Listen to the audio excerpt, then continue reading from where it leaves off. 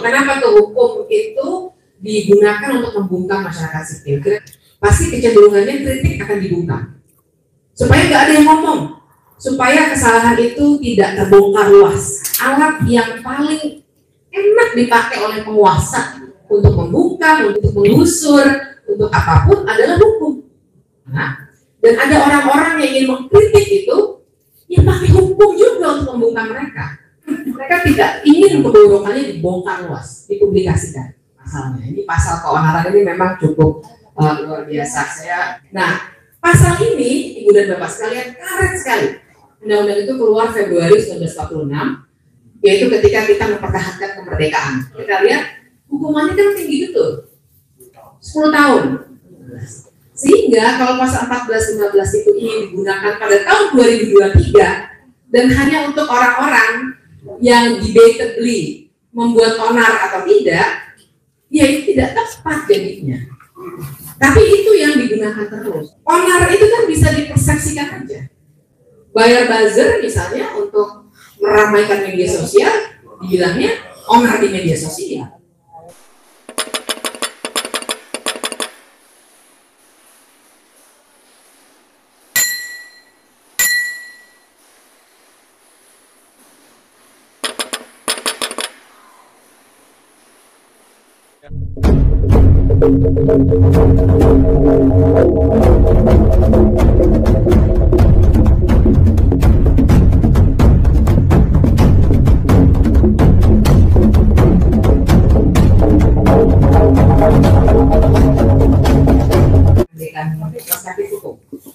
Jadi ada dua hal yang saya sampaikan. Pertama, kalau boleh saya ingin mengajak ibu-ibu, bapak-bapak sekalian untuk memikirkan ulang soal kenapa sih kok ada hukum yang bisa membungkam masyarakat sipil.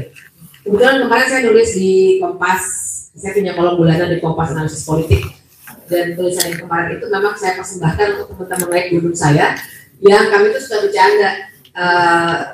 Ada beberapa orang gitu ya, saya suka bercanda sama teman, 2 orang lagi yang statusnya bukan tersangka. Saya bilang ini gila nih, geng kita nih semuanya kok tersangka ya rata-rata, dan cuma saya sama ada 2 orang lagi yang suka naik gunung bareng yang belum ya tidak berstatus tersangka. Oh, bukan yang belum ya.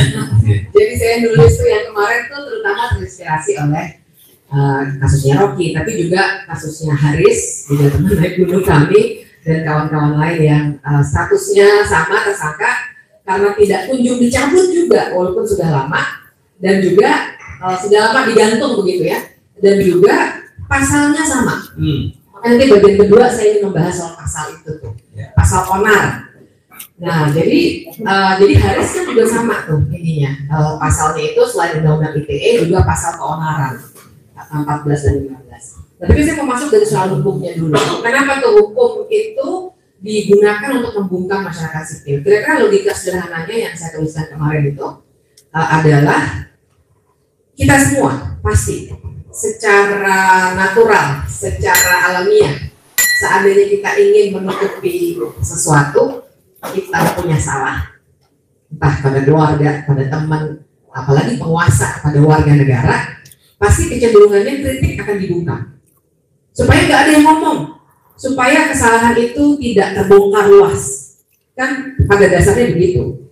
Nah, saya nulis yang kemarin itu karena saya sendiri sebagai orang yang dari dulu belajarnya hukum aja, nggak belajar politik, nggak belajar ilmu komunikasi, saya malah merasa gelisah sekali karena alat yang paling enak dipakai oleh penguasa untuk membungkam, untuk membangun dalam tanda kutip ya, untuk mengusur, untuk apapun adalah hukum.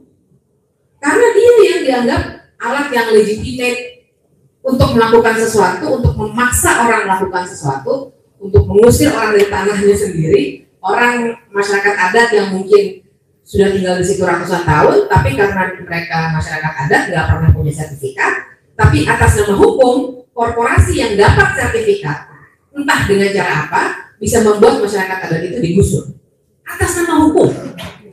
Nah, bayangkan bahwa ketika ini terjadi begitu luas di mana-mana, dan ada orang-orang yang ingin mengkritik itu, ya pakai hukum juga untuk membungkam mereka.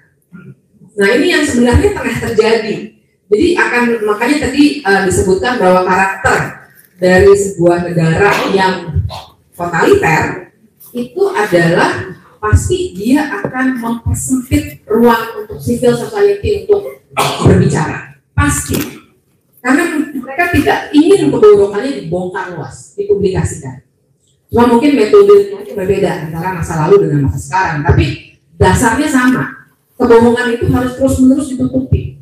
Gak mungkin boleh terbuka sedikit pun, karena begitu dia terbuka sedikit saja, tanya tembok ya, kalau ada bolong sedikit kita terus saja bolongannya kita perbesar, lama-lama temboknya lebih, kan begitu.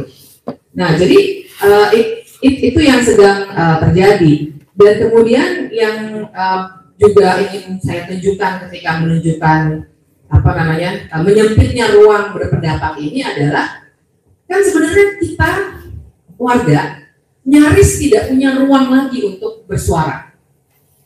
Dan kita seringkali punya imajinasi. Saya di tulisan itu saya membukanya dengan kata-kata, apa yang Anda pikirkan kalau saya tanya apa yang Anda pikirkan tentang negara?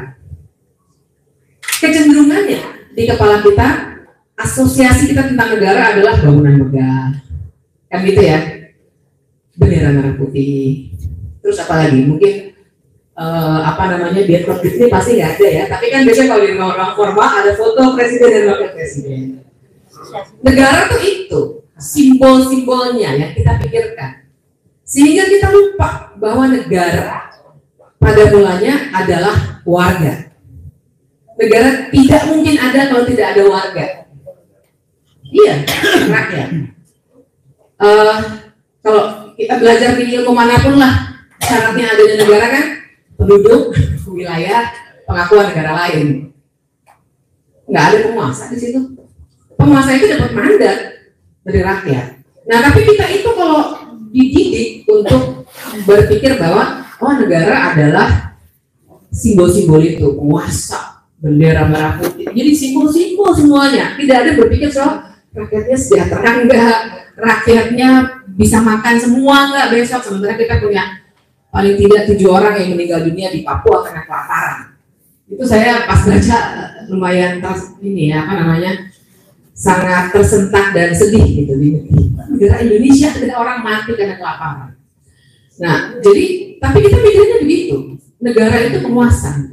Nah, jadi padahal yang punya suara yang menentukan kan demokrasi demos kratos.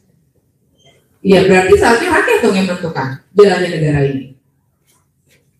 Tapi karena prosedur demokrasi kemudian melahirkan yang namanya demokrasi perwakilan dan kemudian melahirkan yang namanya wakil rakyat, seorang kita itu. Tapi apa yang terjadi, nyambung nggak antara kita dengan wakil rakyat? Menurut saya tidak nyambung. Kita mau demo kemarin juga demo sampai malam. Apa didengar kita? Soal undang-undang cipta kerja? Tidak. Dokter-dokter demo soal RUU kesehatan didengar tidak? Tidak, kita diketok. Artinya saluran kita yang lain yang mana? Nah, saluran lainnya yang tersedia dalam negara demokrasi adalah media, berpendapat. Boleh berpendapat di jalanan, ya namanya juga negara demokrasi ya harus boleh dong unjuk rasa harusnya. Dan boleh berpendapat di media sosial seperti yang telah kita lakukan. Nah, tapi karena penguasa tidak ingin kebobrokannya terbongkar, maka suara-suara kita di media alternatif tadi karena salurannya itu wakil rakyat tidak nyambung dengan kita juga ditutup. Nah, ditutupnya dengan apa tuh efektifnya? Dengan hukum. Gitu. Jadi saya mau mengatakan itu dulu, mengatakan soal kegelisahan dan bagaimana kita harus membongkar cara pandang kita tentang negara, warga, hukum, dan penguasa. Gitu. Dan ya saya berbagi kegelisahan sebenarnya bagaimana hukum ini digunakan untuk hal-hal yang seperti tadi kita bicarakan. Nah, soal keduanya pasalnya nih, ini pasal keonaran ini memang cukup luar biasa. Tentu saja saya nggak hafal pasal, itu gunanya ada teknologi, jadi saya harus nyontek. Pasal itu saya yakin ibu bapak sudah lumayan sering dengar sekarang, tapi izinkan saya baca sedikit saja kata-kata kunci aja. Kalau dibaca semuanya panjang sekali. Tapi kata-kata kunci aja. Intinya adalah barang siapa dengan menyiarkan berita atau pemberitahuan bohong dengan sengaja menerbitkan keonaran di kalangan rakyat dihukum dengan hukuman penjara setinggi-tingginya 10 tahun. Ada lagi pasal 15-nya, barang siapa menyiarkan kabar yang tidak pasti atau kabar yang berkelebihan atau yang tidak lengkap sedangkan ia mengerti dan seterusnya bahwa itu akan mudah menerbitkan keonaran, dihukum dengan hukuman penjara setinggi-tingginya 2 tahun. Itu satu paket tuh biasanya 14-15. Tapi yang sekarang juga sering dipakai undang-undang ITE. Nah jadi polanya sama, mulai dari Bang Jumhur, Haris Azhar Fathia, dan sekarang mungkin sama ini ya yang dipakai. Nah soalnya ibu-ibu dan bapak-bapak, kan saya selain ngajar tenaga juga ngajar. Oh iya sama ya. Sama ya. Makanya kita kembali ke khilafah. Iya betul. Saya juga mendukung khilafah. Berapa tahun menjalankan selesai negara ini masih demokrasi. Uji ke Mahkamah Konstitusi oleh Haris Azhar dan kawan-kawan. Mungkin nggak dirubah. Dan begitu udah masuk, karena juga Rocky. Jadi pasal itu terbelakang. Dan mari khilafah harapan kita. Saya kan selain belajar hukum tata negara juga ada penalaran hukum legal reasoning. Dan dalam legal reasoning itu 2 sesi khusus tuh biasa saya kasih soal yang namanya penafsiran hukum. Nah, pasal ini ibu dan bapak sekalian karet sekali. Di mana karetnya? Misalnya, kalau dikatakan ini ya, menyiarkan berita atau pemberitahuan bohong, misalnya itu dulu. Iya, tapi bagaimana kita membuktikan bohong? Kalau kata teman saya, udah di sidang ini aja biarin. Berarti kita mesti membuktikan apakah betul frasa yang digunakan oleh Rocky itu betul atau tidak. Jadi kita uji presidennya, apakah dia bisa menjawab pertanyaan-pertanyaan yang susah atau tidak. Ya, betul. Katanya begitu kata teman saya. Soalnya berita bohong itu apa? Kan begitu ya. Karena yang digunakan pasal ini karena pasal penghinaan pada presiden tidak bisa digunakan karena itu delik aduan. Tapi kan yang menurut saya pengen pakai istilah yang nggak enak, tapi menurut saya menjijikan gitu ya adalah ternyata banyak orang ya menggunakan pasal lainnya ini pasal 14-15 Undang-Undang ITE. Kalau menurut saya ya untuk menunjukkan bahwa dirinya adalah pendukung setia.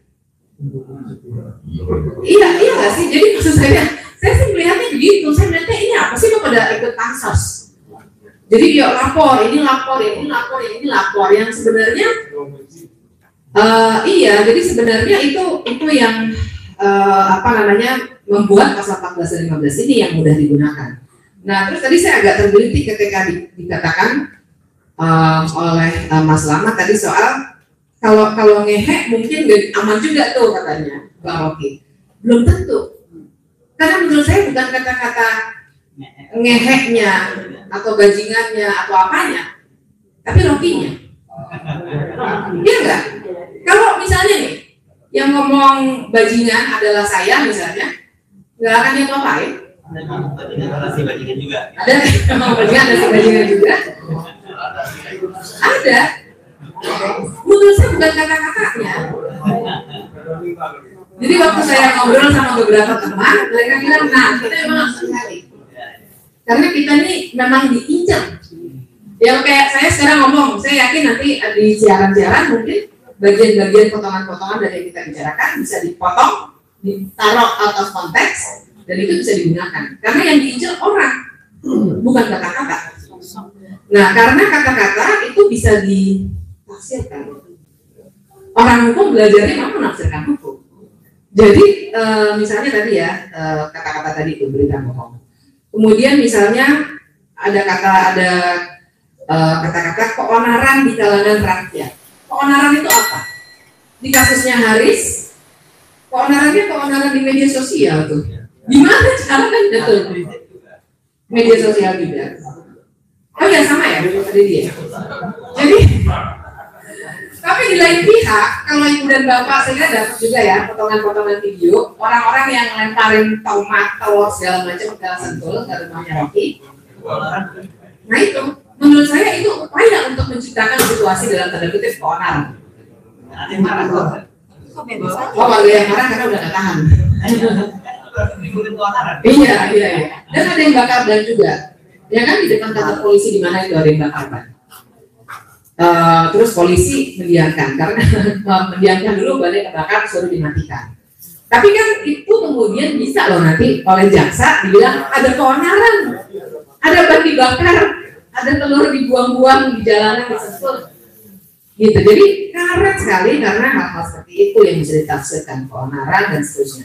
Nah, satu lagi yang ingin saya masih dalam konteks ilmu tafsir menafsir, dalam arti yang positif sesungguhnya, maksudnya dalam arti positif dalam arti kalau kita melihat dengan jernih, ada satu metode penafsiran yang istilahnya itu metode penafsiran historis. Nah, kita harus lihat undang-undang yang tadi saya kutip itu kan bukan KUHP-nya yang asli, tapi undang-undang tahun 46 tentang peraturan hukum pidana. Nah, Ibu dan Bapak sekalian, undang-undang itu keluar Februari 1946 dan konteksnya adalah pada masa-masa yang kalau oleh orang Belanda dibilang bersiap, yaitu ketika kita mempertahankan kemerdekaan. Di situ banyak terjadi kekejaman, kan begitu ya, itu yang ramai kemarin ada pameran di Belanda, terus diprotes sama Indonesia, tapi ada protes balik dari Belanda, ya begitulah ya masa lalu kita. Nah, intinya adalah ketika itu kita juga harus paham konteks bahwa di satu sisi ada orang seperti Soekarno, Hatta yang mau terus-menerus memperjuangkan kemerdekaan melalui cara diplomasi dan lain sebagainya, tapi upaya untuk ya udahlah kita terus aja sama Belanda itu ada juga. Nah, sehingga untuk menjaga para pejuang dibuat pasal itu untuk mencegah terjadinya keonaran yang bisa membuat upaya mempertahankan kemerdekaan itu rusak. Karena Soekarno sama Hatta juga banyak difitnah memang. Bayangkan tahun 46 belum ada internet pastinya dan lain sebagainya. Mungkin di ujung sana di daerah Jawa ujung dan seterusnya orang belum tahu kita merdeka misalnya. Atau Soekarno dan Hatta difitnah dan seterusnya. Makanya muncul pasal itu, dan pasal itu kalau kita lihat hukumannya kan tinggi betul, 10 tahun. Bandingkan dengan banyak pasal lainnya yang 2 tahun, 4,5 tahun, ya. Tapi ini 10 tahun. Karena memang kejahatan itu dianggap serius sekali karena kita sedang mempertahankan kemerdekaan. Tahun 46 keluarnya undang-undang itu. Nah, konteks historis itu tidak boleh dipisahkan dari pasal 14-15. Sehingga kalau pasal 14-15 itu ingin digunakan pada tahun 2023 dan hanya untuk orang-orang yang debatably membuat onar atau tidak, ya itu tidak tepat jadinya. Tapi itu yang digunakan terus. Kalau kita perhatikan, Ibu dan Bapak sekalian, ahli hukum yang digunakan oleh penyidik dan penuntut umum biasanya orangnya itu juga. Betul Pak Dedi ya? Iya, dan itu yang sudah diteropong juga oleh teman-teman YLBHI dan lain sebagainya yang juga ikut mengajukan ke Mahkamah Konstitusi. Karena mereka akan mengkonstruksikan aja. Onar itu kan bisa dipersepsikan aja. Bayar buzzer misalnya untuk meramaikan media sosial, dibilangnya onar di media sosial. Seperti yang terjadi pada Haris dan Fathia. Bayar orang atau bayar entah apalah, mobilisasi orang untuk lempar-lempar telur di depan rumahnya Rocky, bisa jadi itu juga onar. Semuanya bisa dipersepsikan aja, dan itu bahayanya pasal karet. Gitu. Jadi saya kira ini yang kita harus narasikan juga nih. Memang pasal ini tidak pada tempatnya untuk ada di sebuah negara demokrasi. Saya sering bilang kalau ada orang yang terganggu sekali junjungannya di kata-katai begitu, kalau dia marah, ya silakan marah. Tapi membawa seseorang ke ranah hukum pidana untuk dipenjara, itu langkah yang sudah mengaburkan antara wilayah privat dengan publik. Dan itu tidak boleh terjadi dalam negara demokrasi. Kita seakan-akan yang pakai aja hukum untuk hukum orang. Saya kesel nih orang ini, saya laporkan polisi dia di penjara. Kan bukan begitu cara orang-orang yang peradaban hukumnya lebih baik daripada zaman dulu. kita nggak pakai hukum untuk nakut-nakuti dan dan memenjarakan orang karena sekedar kebencian pribadi. Hukum pidana itu betul-betul hanya untuk soal-soal yang terkait dengan ketertiban umum gitu. Makanya mencuri, kan menipu, orang pinjol, menipu dan seterusnya ya benar itu pidana. Tapi orang ngata-ngatain junjungan, ya tidak bisa masuk pidana. Boleh kita marahin aja kalau dia kesel banget diajak duel silakan, tapi jangan dibawa ke penjara. Persis sama judulnya tuh, kritik jangan dibawa penjara. Gitu. Itu dulu ya. Oke.